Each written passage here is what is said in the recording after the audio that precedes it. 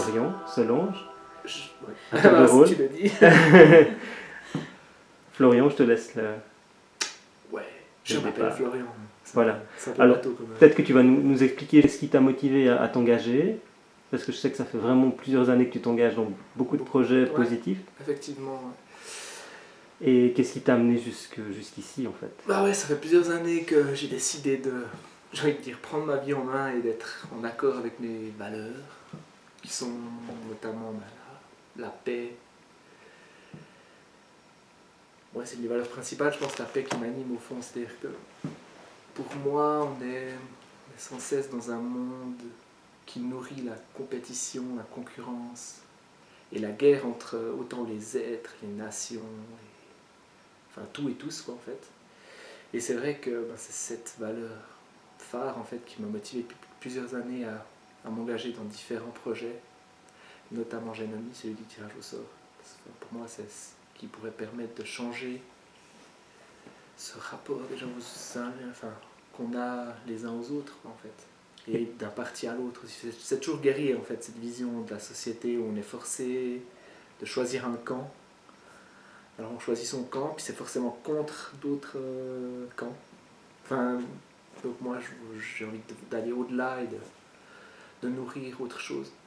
Est-ce que tu as déjà des exemples dans ta famille de gens qui se sont engagés, qui t'ont montré la voie, ou t'es le pionnier? Ouais, dans ma famille on peut dire que je suis le pionnier en fait à m'être engagé dans cette voie. Ouais. Et donc tu as grandi où? C'était plutôt ville, La campagne? Ouais. La Chaux-de-Fonds? Ouais, la Chaux-de-Fonds, donc à 1000 mètres d'altitude, c'est une ville en montagne. Et Là-bas, il y a beaucoup de projets alternatifs. alors, relativement, en tout cas, on a un passé anarchiste assez toujours présent. Si on observe bien, on voit toujours qu'il y a quand même ces petits côtés anarchistes qui ressortent, notamment au niveau de l'affichage en ville. Quand tu vas dans d'autres villes, tu remarques que c'est tout de suite différent. À Chaux-de-Fonds, notamment, on affiche un peu partout. C'est un peu sauvage, alors que si tu vas dans d'autres villes romandes, tu vois déjà que c'est bien différent. Ouais, mais après, moi, j'ai pas été en contact direct dans mon enfance ou à tout ça. J'ai eu une enfance un peu normale, j'ai envie de dire, dans le système, bien. Et c'est vrai que, bon, par contre, je me suis vite rendu compte que, notamment l'école,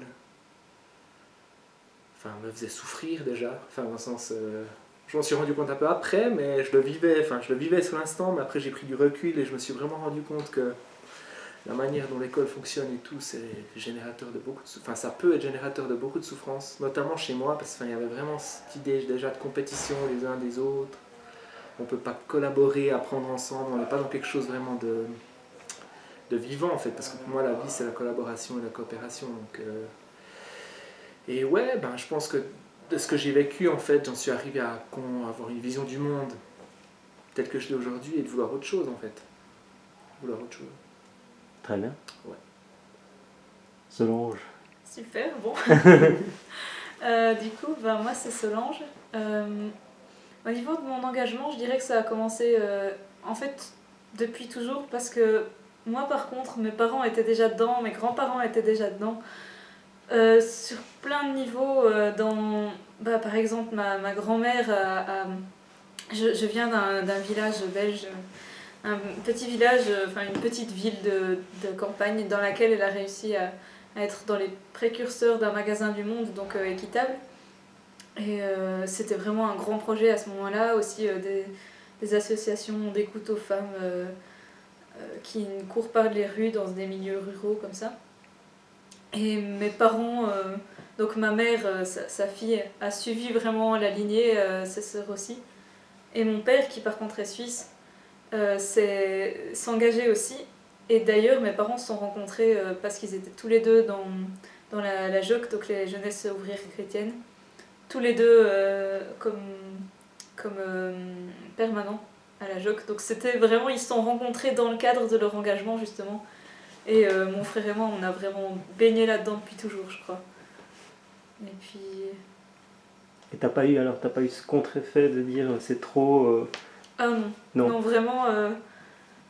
Et mes parents ont toujours été vraiment très ouverts et ils nous ont laissé penser comme on avait envie. Je crois que les valeurs écologistes, c'est vraiment ce qu'on a reçu le plus de eux, mais c'est devenu une évidence pour nous aussi, enfin mon frère et moi, vraiment tous les deux. Et puis aussi, je dirais, pour moi, plus que la paix, enfin la paix bien sûr, mais je pense vraiment à l'égalité quand on me demande mes valeurs. C'est l'égalité, l'écoute et plus encore que la tolérance, vraiment l'acceptation de tout le monde. Et je suis très sensible depuis, je pense, toujours aux minorités, aux gens qui sont pas vraiment écoutés, qui sont un petit peu mis à part parce qu'ils rentrent pas dans les moules et ça, oui. Ouais, je te coupe juste pour te dire, l'égalité va de pair avec la paix. Oui, bien sûr. C'est-à-dire que oui. dans un monde inégalitaire, on sera en guerre en fait. Mais si on tend à plus d'égalité, on tend à la paix en même temps. Enfin, c'est vrai que si chacun est son égal, il n'y a aucune raison d'être en concurrence, c'est vrai. C'est ça. Voilà, bon. Du coup, disons que c'est ces mots-là qui me viennent pour ces choses-là. Et voilà, pour moi l'engagement c'était naturel en fait. J'aurais pas pu faire autrement et mes parents ne m'ont pas du tout poussé à ça. Mais voilà, un jour j'aurais dit j'ai envie de faire partie de Greenpeace parce que j'ai envie d'agir un petit peu autour de moi et puis de fil en aiguille tout s'est fait et ils m'ont soutenu mais ils m'ont vraiment pas obligé. Vous êtes rencontrés dans le cadre de Greenpeace alors. Justement, voilà. Oui. C'est ça, ouais. Ouais. À La Chaux-de-Fonds.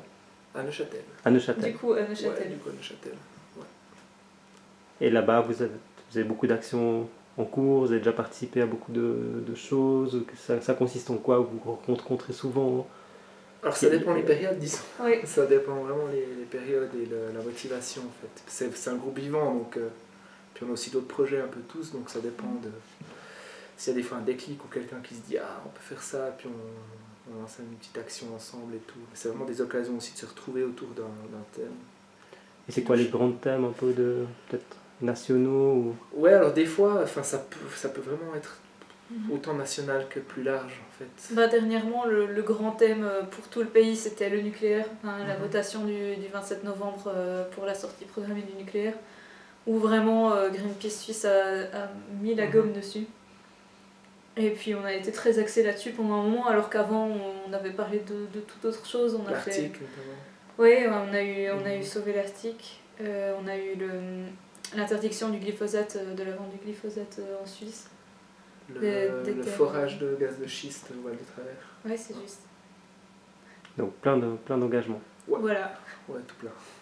On peut dire ça. Et la Greenpeace, c'est quand même pas tout à fait la politique ou la démocratie, ou peut-être un peu. Qu'est-ce qui vous a amené plus loin en fait? Ça, c'est une bonne question ça. Ouais. Bon, moi de toute façon, mes parents dans leur engagement faisaient notamment partie du parti écologiste en Belgique. Donc la politique, on en parlait à la maison, ça faisait partie de nos sujets de conversation assez naturellement. La politique au sens large, pas seulement le parti, mais vraiment la façon de gouverner, de faire en sorte que la société marche. Et voilà, de nouveau, c'était une évidence, quoi. C'est naturel. Alors que moi, pas du tout. Dans ma famille, on n'est pas du tout politisé. C'est vraiment un milieu de tout ça. Mais c'est simplement... Vous êtes retrouvés maintenant avec les Verts, en fait. Ça fait longtemps. Est-ce que c'était une décision commune? Comment ça s'est passé? Alors en fait, ce qui s'est passé, c'est que moi, ça fait déjà quelques votations. De par mes différents engagements, je connais pas mal de gens dans le canton de Neuchâtel, notamment pas mal de Verts, de personnes qui se trouvent dans ce parti. C'est vrai que plusieurs fois on m'avait déjà proposé, puis on m'avait demandé de me présenter sur des listes. Et moi je me sentais jamais de le faire vraiment. Enfin je sentais toujours que je sentais que c'était pas ma place en fait de faire de la politique sous cette forme. Et là en fait j'avais pris connaissance il y a 6 mois de ton projet Genomi. Et j'avais trouvé trop intéressant et tout. Et là, je me suis dit, on me l'a proposé encore une fois justement de me présenter à ces élections du Grand Conseil. Et je me suis dit, ok, je vais pas me présenter pour moi, pour être élu ou comme ça, mais par contre, je me suis vraiment dit, c'est l'occasion en fait d'utiliser ça comme un tremplin pour faire connaître le tirage au sort. Et j'en ai parlé au président des Verts de la Chaux-de-Fonds. Et à première vue, il était enthousiaste et tout. Il a dit je vais en parler à l'Assemblée Générale, voir s'ils sont d'accord qu'on fasse pense faire, notamment me présenter avec une Ouais, affiche. donc décris un peu le... Ouais, l'idée que j'avais eue comme ça, c'était, ensuite tu m'as rejoint, on peut dire ça comme ça, c'était sur les affiches qui placardent un peu partout dans le canton au moment des élections, de me présenter avec un panneau disant je ne souhaite pas être élu, tirage au sort, et en mettre le lien du site genomi.ch. Et je voyais ça vraiment comme une information, parce que j'ai l'impression, enfin, j'en ai déjà parlé à quelques personnes, notamment du tirage au sort et tout. Dans ce qu'on peut appeler le grand public, j'ai pas l'impression du tout que ce soit déjà connu ou que les gens puissent imaginer ce que ça pourrait être. Et je me suis dit, c'est vraiment l'occasion d'essayer de transmettre de l'information, en fait, de vraiment permettre au plus grand nombre de connaître cette nouvelle manière de concevoir une démocratie, de concevoir la démocratie ici. Ouais. Ouais. Et pour la suite, tu voulais ajouter quelque chose? Mon parcours est un petit peu différent. Enfin, la raison pour laquelle je me présente, je sais pas si... Enfin, en gros, moi, je me suis déjà présentée à la Chaux-de-Fonds pour les élections communales, chez les Verts, dans une optique de l'envie de faire bouger les choses autour de moi. Et vraiment, de nouveau, on m'avait contacté parce qu'on connaissait déjà des personnes sur la Chaux-de-Fonds. Donc j'ai déménagé il y a 2 ans et demi. Et puis même en 2 ans, on avait déjà eu le temps de faire connaissance avec pas mal de monde. Et puis envie de changer à une petite échelle parce que je savais que si je cherchais à aller plus loin, ça risquait de ne pas aboutir. Et puis j'avais envie de faire un peu bouger les choses. Et puis du coup, quand est arrivée cette nouvelle élection pour le Grand Conseil, je me suis dit, non, ça pour moi c'est pas ce qui me convient. Justement, j'avais entendu parler de Génomie aussi, et l'idée d'un nouveau système démocratique politique sans parti m'intéressait tellement que je trouvais ça contre-productif de me présenter en soutenant le système actuel, alors que justement j'ai envie d'aller vers autre chose. Et puis voilà qu'un soir on s'est retrouvés à discuter tous les deux et qu'il m'a parlé de son histoire de pancarte. Et j'ai direct accroché. C'était vraiment tout à coup le gros argument contre devenait un argument pour. C'est-à-dire en plus de mes valeurs écologistes qui vont avec les Verts et puis sociales et égalitaires que je retrouve dans ce parti, il y avait la possibilité de défendre une idée d'un nouveau système. Et voilà comment on s'est lancé. Magnifique. Et pour la suite de la campagne, vous avez déjà préparé quelque chose ou vous avez... Qu'est-ce qui va se passer? Qu'est-ce qu'on peut dire? Qu'est-ce qui va se Parce passer? qu'en fait, on lui explique quoi. En fait, c'est que nos plans de départ se sont vus un peu modifiés, j'ai envie de dire contrecarrés, parce qu'en gros, il y a une réaction, entre guillemets, à la base, l'enthousiasme qu'on avait cru percevoir, en fait, se transforme et il y a comme un peu des réactions de résistance, en fait. Et donc, notamment, le projet de pancarte, ils l'ont largement modifié. Enfin, il en reste voilà. plus grand-chose. Et donc, on va organiser un café citoyen à la Chaux-de-Fonds, donc sur le tirage au sort et Génomie le 14 mars. Et voilà, et donc on va s'occuper de communiquer autour de ce café citoyen. Et voilà. En gros, je crois que le gros problème a été que pour eux, c'est difficile justement, ça devient incohérent d'après eux, de proposer un système sans parti, alors qu'eux-mêmes sont un parti. Et je crois que c'est là que ça finit par bloquer, alors que à la Chaux-de-Fonds, on a vraiment donc Pierre-Yves Blanc, qui est président des Verts Chaux-de-Fonds. Il est hyper motivé, et ça c'est vraiment chouette parce qu'on a continué à avoir son soutien. Même si les Verts, c'était de plus en plus oui, mais attendez, on va peut-être pas... Il y a eu plusieurs rebondissements, ça changeait... Voilà, mais lui est vraiment resté derrière nous. Et du coup, à force de discuter tous les trois, on a eu cette idée de café citoyen. Ouais. Parce qu'on s'est dit, après tout, ce qu'on veut surtout, c'est faire parler du projet, informer vraiment. Aller écouter aussi. Écouter les autres, parce que c'est hyper intéressant ce que les gens ont à dire sur ces idées. Et on n'a pas seulement envie de nous exprimer ce que nous on pense, Ouais, c'est ça. Mais rien qu'entendre les réactions et puis faire un bout de chemin avec les gens, pas leur faire le bout de chemin jusqu'à nous, mais le faire avec eux. Enfin, moi, c'est Non, mon c'est impression. clair. Ouais. Je te suis.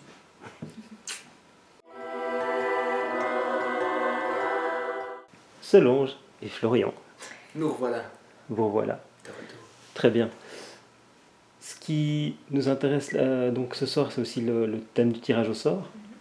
Et puis là où ma curiosité me mène, c'est de savoir, d'après vous, qu'est-ce que le tirage au sort peut changer en politique, en démocratie, au-delà, dans d'autres domaines. Et qu'est-ce que vous en pensez?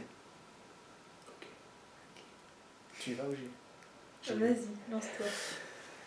Alors, je vois ça comme en fait une magnifique opportunité de dynamiser toute notre société en intégrant et incluant plutôt qu'en séparant et divisant en fait. Jusqu'à maintenant, on est toujours dans la logique où on sépare les gens, les personnes, les groupes de personnes, les partis politiques. Et justement, d'entrer dans un système qui tire au sort simplement des gens et donc d'une certaine manière qui fait confiance, ça change en fait l'optique. C'est-à-dire qu'on passe d'un système de méfiance où on est tous à se faire la guerre les uns aux autres à un système de confiance où on dit j'ai confiance en tes capacités, en ta motivation, en ce que tu es pour que tu serves au mieux le bien commun et le collectif en fait. Et justement aller au-delà de l'ego de chacun qui cherche par tous les moyens à assouvir ses désirs de reconnaissance personnelle, enfin, et qu'on tende à ça. C'est comme ça que je vois la chose. Oui, je pense que le constat, c'est vraiment... Il n'y a pas de meilleur moyen d'être représentatif du peuple qu'en prenant le peuple. Et pour l'instant, les politiciens, on le sait, c'est pas n'importe qui. Enfin, ce que je disais, 6% des politiciens n'ont pas fait, le lycée ou des trucs comme ça, alors qu'on sait bien que c'est pas le cas de la plupart des gens. Je disais aussi il n'y a pas très longtemps, les handicapés sont beaucoup trop sous-représentés dans la politique. Bah oui, évidemment. Mais pourquoi en fait? Pourquoi est-ce que c'est évident? Est-ce que... Il y a quand même des handicapés qui sont capables de gérer leur vie, donc pourquoi est-ce qu'ils ne seraient pas capables de voir un petit peu le monde autour d'eux et de donner leurs idées? Enfin, je crois que tout le monde a tellement à apporter qu'il n'y a aucune raison qu'on doive élire une élite, comme on le dit souvent, qui devrait nous représenter alors qu'on peut très bien se représenter soi-même en fait. Que chacun se représente en fait. Au fond, ce serait c'est un nouveau système de responsabilisation de chacun en fait, où chacun pourrait trouver sa place dans la société et devenir acteur de sa vie en fait, de sa vie, de son quartier, de sa ville, à tous les niveaux, de son pays. Donc, Je pense qu'il y a des tas de gens qui ont des très bonnes idées et puis qui savent juste pas comment est-ce qu'on pourrait les faire arriver quelque part, et ce serait aussi juste sensibiliser les gens, leur rendre compte qu'on leur laisse la chance de faire quelque chose vraiment et qu'ils font partie du monde autour d'eux. C'est un geste d'amour au fond. Ouais. Et de confiance, ouais. C'est ça. Ouais, de confiance. Et j'imagine que la méfiance dont tu parlais avant, vous l'avez rencontrée quand vous en avez parlé autour de vous, ou comment ça s'est passé quand vous avez évoqué le sujet? Alors, quelles ont été les réactions, et puis vous? Enfin, moi j'ai rencontré pas mal de réactions, mais toujours... Comme j'ai l'impression, en fait, depuis plusieurs années, j'ai toujours l'impression que le changement, ça fait peur. Et c'est chaque fois, en fait, en se rassurant avec le passé que les gens, en fait, argumentent. Et enfin, pour moi, c'est vraiment récurrent. C'est toujours il y a toujours les peurs. Ah, mais non, ça va pas marcher. Bah, des gens, ils vont faire n'importe quoi. Puis c'est vraiment une vision du monde toujours négative, en fait. C'est toujours... On voit l'autre comme un moins que rien, incapable de faire quelque chose de bien dans ce monde, en fait.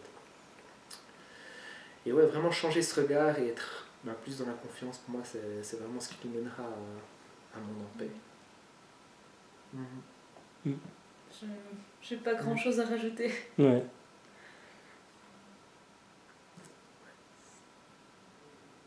C'est vrai que c'est intéressant d'amener les gens à cette question, juste leur dire, mais vous, si on vous demandait, vous, de donner votre décision, de dire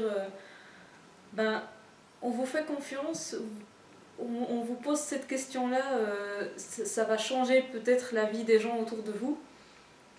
Et tout le monde nous répondra, mais je vais quand même réfléchir un petit peu aux autres, je vais pas faire que pour mes propres intérêts parce qu'on me donne une responsabilité. Ouais, ça change toute la dynamique. Et comme si par contre les autres, eux, ils vont faire que pour leur propre profit. Puis ce qui est vraiment hyper intéressant, c'est que quand on parle de politique et du système politique actuel avec la plupart des gens, ils nous répondent ouais mais les politiques. Et les gens ne croient plus en notre système politique actuel, mais ils sont quand même pas vraiment sûrs d'avoir envie d'expérimenter autre chose. Ça c'est vraiment fou. Et moi, une fois j'ai répondu à quelqu'un qui me disait oui mais on peut pas mettre n'importe qui au pouvoir. Je dis mais pour l'instant qui est au pouvoir? Est-ce que c'est des gens en qui tu as confiance? Est-ce que c'est des gens qui te représentent? Et puis non. C'est vraiment... c'est... Enfin, parce que pour moi il y a une évidence, c'est que personne peut représenter quelqu'un d'autre en fait. Enfin, j'ai l'impression vraiment que c'est une telle évidence, puis des fois je ne comprends pas pourquoi les gens ne comprennent pas ou sont encore à une certaine distance face à ça. C'est vrai que tu as tes opinions, ta vie, ton vécu, enfin, tout. T'es unique en fait, t'es unique sur cette terre et il n'y a pas quelqu'un d'autre qui va pouvoir parler mieux que toi pour toi en fait. Enfin, c'est...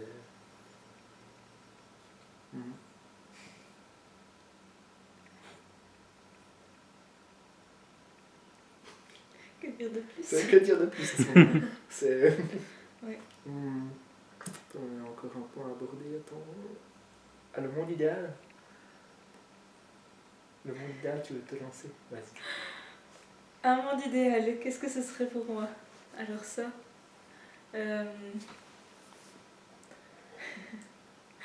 c'est difficile de répondre à cette question parce qu'il y a tellement de choses qu'on voudrait et qui sont pas forcément nécessaires, mais moi je peux dire chaque jour je me réveille avec une vision un peu différente du monde et je pense que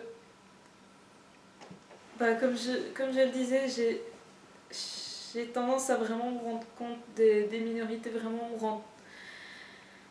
me rendre compte à quel point on divise les gens, on essaie de prendre la normale, et puis finalement, la normale c'est plus une idée qu'une réalité. Beaucoup de gens, quand on va leur demander mais est-ce que vous êtes comme ça? Oui mais non, moi je suis pas normale. Et puis en fait, beaucoup de gens se considèrent comme pas normales.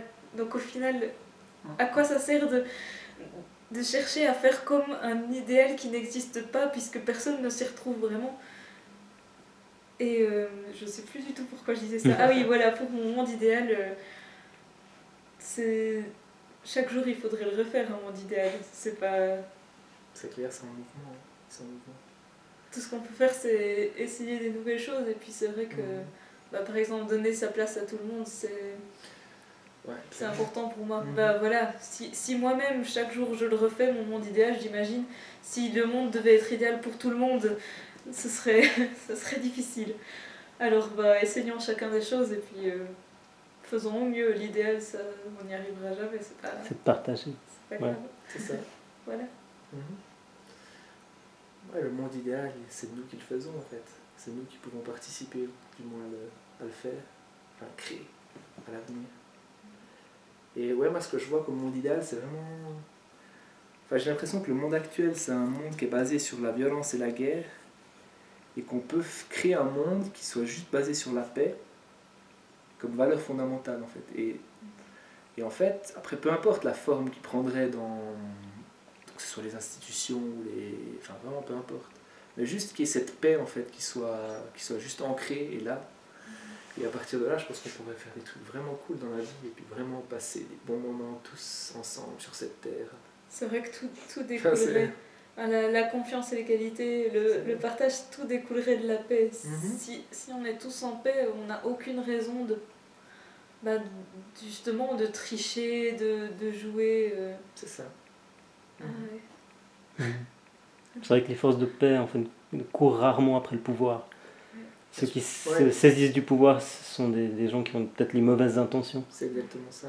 Mais ils ont une force énorme parce ils prennent un pouvoir qui est supérieur dans la société en écrivant les lois. Ouais. C'est ça. D'ailleurs, nous, on n'a pas envie de se faire élire. Ça, on peut le dire, ouais, ça, c'est clair que... Finalement, Que on ce se soit présente, clair. mais... Ah ouais, non, c'est clair. Que... Ouais, moi, c'était déjà mon idée vraiment de base, quoi. C'était vraiment... D'où l'importance de communiquer, et puis c'est ce que je disais à Solange juste avant. Parce que, enfin, moi, c'est vraiment pas le truc que je recherche, et je vais vraiment essayer à ce que ce soit le plus clair possible pour tous. Je cherche pas du tout à être élu ou à représenter qui que ce soit d'autre que moi-même. C'est ça. Moi, je veux bien être Ouais. tirée au sort. Ouais, c'est ça. Je veux pas être élue. C'est excellent. C'est vrai que c'est souvent quelque chose qu'on entend, c'est que les jeunes ne veulent pas s'engager en politique, mais en fait, quand on regarde le nombre de candidats jeunes pendant toutes les élections, il est énorme. Par contre, c'est vrai que c'est le nombre d'élus jeunes qui est très minime, Parce que proportionnellement. c'est les personnes âgées qui votent plus, en fait, c'est ça. Je pense. C'est lié à... Et je pense que c'est aussi les partis, en fait, considèrent pas les jeunes De la même manière. Ah. comme les adultes, donc ils font des partis différents. Donc il y a les partis de jeunes, les listes de jeunes ouais, et je les sais. listes C'est que là, d'adultes. ça sépare aussi. Hein. Bah Il oui, y a alors aussi que quelque chose normalement, à 18 ans, on a les mêmes droits civiques qu'un adulte de 80 ans. Donc il y a cet effet-là de Ouais. dilution. Et puis après, les moyens aussi ne sont pas les mêmes. Parce que pour être élu, il faut être visible. Donc c'est ceux qui sont mis en avant Ah ouais, au niveau par de le l'affichage, marketing, ouais, dans les médias aussi, ceux qui sont envoyés aux médias. c'est ça. Et c'est tout ça qui fait la différence. Qui fait l'inertie en même temps. Et L'inertie l'inertie. du système qui a de la peine à évoluer, changer. Très bien. Un dernier mot pour les spectateurs. Oh yeah. Qu'est-ce qu'on pourrait dire d'incroyable? Finir sur une note. Moi, vraiment, ce que j'ai envie de dire, c'est juste ayez confiance. Parce que on est tous capables de faire tellement de choses incroyables et ayez confiance en vous, en votre capacité à décider pour vous, pour les autres, et ayez confiance en les autres. Et je pense que tout irait tellement plus simplement si on apprenait à... À se faire confiance. Oui, c'est ça. Top. J'ai rien à ajouter, c'est parfait. Très belle Ouais, conclusion. Alors, Parfait. un grand merci à Solange, De Merci rien. à toi. à Florian. Et puis on vous souhaite bonne chance pour ne pas être élu. C'est ça. Hein. On espère C'est bien. vrai, c'est vrai. Et on viendra volontiers à votre café. Oui. Donc c'est le 14 mars. C'est le 14 mars à 19h30 à la Chaux-de-Fonds. Et il y a déjà Café là de l'Union. au Café de l'Union. D'accord. Cercle de l'Union. Cercle Parce de qu'il l'Union. y a un café de l'Union et un cercle de Oh, l'Union. D'accord. Alors au Donc, cercle. voilà, 1664, c'est Très bien. Cercle de vrai. l'Union. Magnifique. Merci beaucoup. rien. Merci. Merci. Allez. Soyez fous.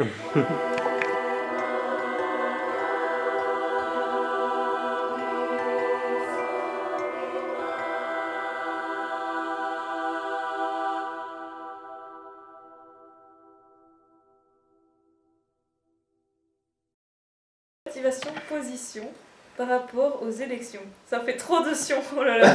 Action, génération, nomination, motivation, position, élection. You. Bon, Ouais. chanson. Allez. 1, 2, 3, 4. Une chanson avec tous les mots. On y va. Ah, non. C'est Je l'ai quoi, pas mis, j'ai oublié. génération, nomination, motivation, position. Pas mal. Trop bien.